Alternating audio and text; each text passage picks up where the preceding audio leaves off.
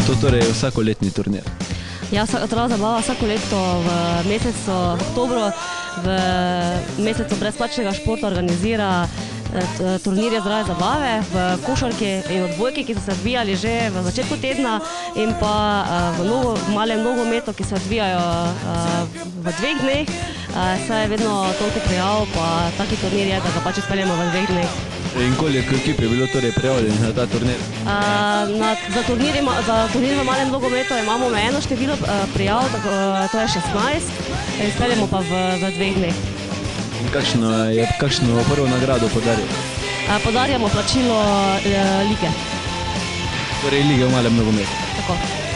In kaj še Zdrava zabava pripravlja v nadaljnjem času za študente?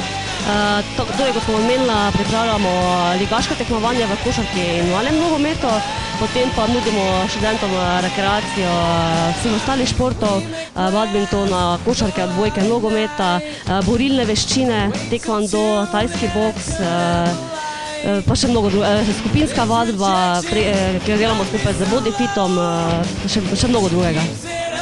In kje lahko študenti še več o tem izvejo? Seveda na naši spletni strani www.zdravazabava.com.